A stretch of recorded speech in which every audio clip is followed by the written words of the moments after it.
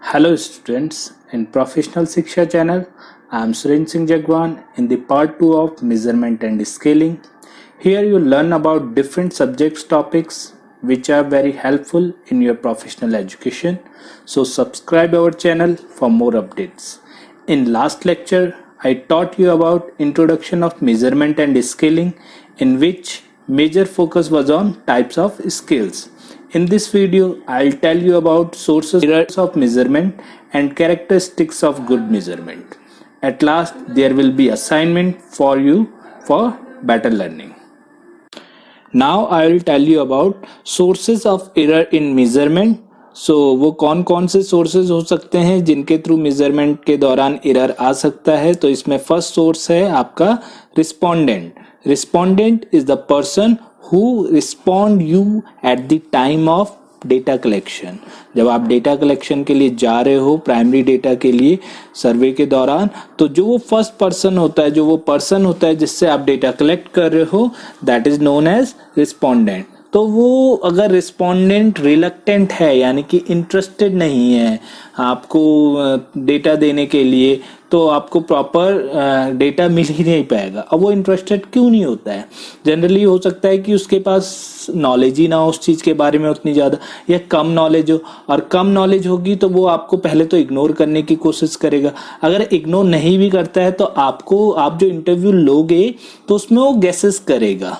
Okay, exact answer ना देके उस आंसर्स के साथ में फिलअप्स यूज करेगा अपने एक्सपीरियंस के हिसाब से। इसके अलावा और चीज़ें हो सकती है कि उसकी तबीयत ठीक नहीं है, उसको बोर हो रहा है, वो कुछ आपको पसंद नहीं कर पा रहा है, आपके कुछ और रीज़न कुछ भी हो सकते हैं। तो अगर रिस्पोंडेंट की तरफ से आपको प्रॉपर डेटा कलेक्ट नहीं हो रहा है तो आप उसको प्रॉपर तरीके से मेजर नहीं कर पाओगे।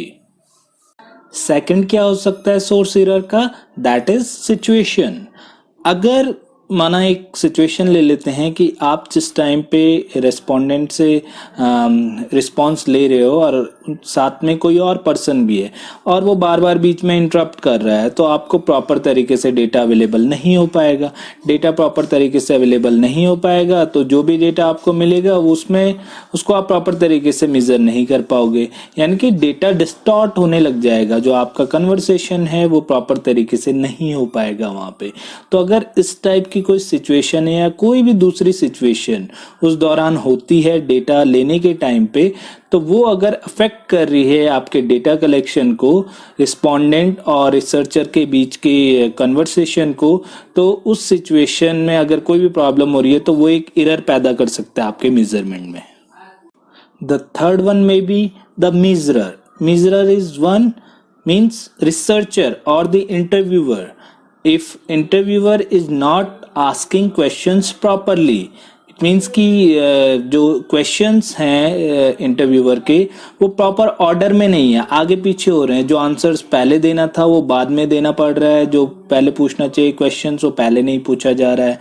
तो इस तरीके से अगर ऑर्डर प्रॉपर नहीं है तो प्रॉपर तरीके से आप दूसरे का जो रिस्पोंडेंट है उससे डेटा कलेक्ट नहीं कर पाओगे, और डेटा कलेक्ट नहीं कर पाओगे तो आपके जो भी आंसर्स आपको मिलेंगे वो प्रॉपर नहीं होंगे, एक सीक्वेंस में नहीं होंगे। तो इससे क्या होगा, उनको मेजर करने में प्रॉब्लम होगी। इसके अलावा और क्या हो सकता है कि मेजरर को मतलब प्रॉपर एक्सपीरियंस नहीं है।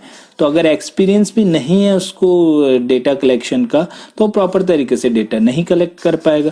तो ये प्रॉब्लम हो सकती है बाद में। जो भी डेटा उसके पास अवेलेबल रहेगा वो मे भी हो सकता है उस फॉर्म में ना हो जिसको प्रॉपर तरीके से मेजर किया जा सके। द लास्ट वन में be the instrument. Instrument, it means the tools or the equipments you are using at the time of data collection. अगर इंटरव्यूअर जो भी टूल्स यूज कर रहा है, जो भी टेक्निक यूज कर रहा है डेटा कलेक्शन के टाइम पे, वो टूल्स प्रॉपर नहीं है तो उनसे जो डेटा कलेक्ट होगा वो शायद उतना अच्छा ना हो जिसको कि प्रॉपर तरीके से मेजर किया जा सके। अब सिंपली आप रिकॉर्डिंग कर रहे हो माना, और आपका जो माइक सिस्टम है वो प्रॉपर काम नहीं कर रहा है, जो भी आवाज़ें रिकॉर्ड हो रही है रिस्पोंडेंट की वो प्रॉपर नहीं हो पा रही, तो बाद में जब आप उसको मेजर करने के लिए जाओगे तो मेजर नहीं होगा। आप टेलीफोनिक इंटरव्यू ले रहे हो और बीच बीच में आवाज़ें कट रही है थ्रू कनेक्शन, थ्रू टेक्नोलॉजी। तो इसके कारण भी आपको जो डेटा अवेलेबल होगा वो प्रॉपर तरीके से नहीं होगा। अब माना आपने कोई क्वेश्चनर दिया है भरने के लिए और उस क्वेश्चनर में प्रिंटिंग प्रॉपर तरीके से नहीं हुई है, तो किसका फॉल्ट है? इंस्ट्रूमेंट का फॉल्ट है। आपने तो सारा काम सही से किया, बट इंस्ट्रूमेंट के जो चीजें हुई है वहां पे, उसके कारण आपका डेटा प्रॉपर तरीके से रिकॉर्ड ही नहीं हो पाया, प्रिंट नहीं हो पाया। तो रिस्पोंडेंट किस तरीके से आपको आंसर देगा, उसको प्रॉपर तरीके से वो समझ में ही नहीं आएगा, तो फिर वो उसमें इसी तरीके से अपने हिसाब से उसमें आंसर भर सकता है। तो आंसर जब वो अपने हिसाब से भरेगा तो आपको डेटा, एग्जैक्ट डेटा जिस टाइप का आप चाहते हो वो आपको नहीं मिल पाएगा। तो जब नहीं मिलेगा तो उस तरीके से मेजरमेंट में वो प्रॉब्लम करेगा। In characteristics of a good measurement, first one is validity, in which validity refers to how accurately a method measures what is intended to measure. Means कि जो मेथड आप मेजरमेंट के यूज कर रहे हो वो कितना एक्यूरेटली उसको मेजर कर पा रहा है, उसको नाप पा रहा है, उसको प्रॉपर तरीके से कैलकुलेट कर पा रहा है। सो इसमें फर्स्ट वन है content validity. In content validity it means कि जो भी आप कंटेंट मेजर करना चाहते हो वो कंटेंट एडिक्वेट होना चाहिए मेजरमेंट के लिए। आधा अधूरा कंटेंट प्रॉपर वैलिडिटी नहीं देता है मेजरमेंट की। Second type of validity is instrument validity. Instrument validity means your instrument should be valid, and वो valid कैसे होगा? If the instrument is good to measure the empirical research. It means कि empirical nature होना चाहिए measurement instrument का, ताकि वो आज की जो प्रॉब्लम है उसको सॉल्व कर पाए। तो अगर वो आज की जो भी प्रॉब्लम्स हैं रिसर्च की उसको सॉल्व कर पा रहा है, उसको मेजर कर पा रहा है, तो वो एक अच्छी वैलिडिटी देता है मेजरमेंट के लिए। Next characteristics of a good measurement is reliability of measuring instrument. So a measuring instrument is reliable if it provide consistent result. अगर बार बार वो एक ही टाइप के रिजल्ट दे रहा है तो ये आप उसको रिलायबल इंस्ट्रूमेंट बोलोगे। Reliable measuring instrument does contribute to validity. ये वैलिडिटी में कंट्रीब्यूट करता है। इट मीन्स कि एक रिलायबल मेजरिंग इंस्ट्रूमेंट वैलिड भी होना चाहिए, इस तभी जाके आप उसमें विश्वास कर पाओगे। और ऐसा हो सकता है कि रिलायबल इंस्ट्रूमेंट वैलिड ना हो। एग्जाम्पल ले लो कि आप कोई वेइंग मशीन यूज कर रहे हो और हर बार वो 20 ग्राम एक्स्ट्रा उसमें ऐड कर दे रहा है, तो बार बार वो 20 ग्राम ऐड कर रहा है, इट मीन्स कि वो एक रिलायबल इंस्ट्रूमेंट है, बट ये आपको रिजल्ट सही नहीं देगा। आपका रिजल्ट ज्यादा हो जाएगा। आप जो एग्जैक्ट रिजल्ट, जो एक्यूरेट रिजल्ट की बात करते हो वैलिडिटी में, वो आपको नहीं मिल पाएगा। तो आपका जो इंस्ट्रूमेंट होना चाहिए वो एक्यूरेट होना चाहिए। जब वो एक्यूरेट होगा तो ही वो, और बार बार एक्यूरेट रिजल्ट दे रहा है तो ही आप उसको रिलायबल मेजरिंग इंस्ट्रूमेंट कह पाओगे। The third characteristics of a good measurement is that the measurement should be practical in use. It means the practicality should be there. So what is the practicality? It means कि ये real life से, real use से connected होना चाहिए। और इस practically को हम तीन टर्म में देख सकते हैं। First one is economical. Economical means the measuring equipment और द मेजरमेंट जो भी आप यूज करो that should be with in the budget of the ideal research. It means कि जो भी रिसर्च करने के लिए जाए उसके लिए बजट में हो, इतना महंगा ना हो कि वो अफोर्ड ही ना कर पाए। अगर वो अफोर्ड ही नहीं कर सकता तो इसकी कोई प्रैक्टिकलिटी नहीं है।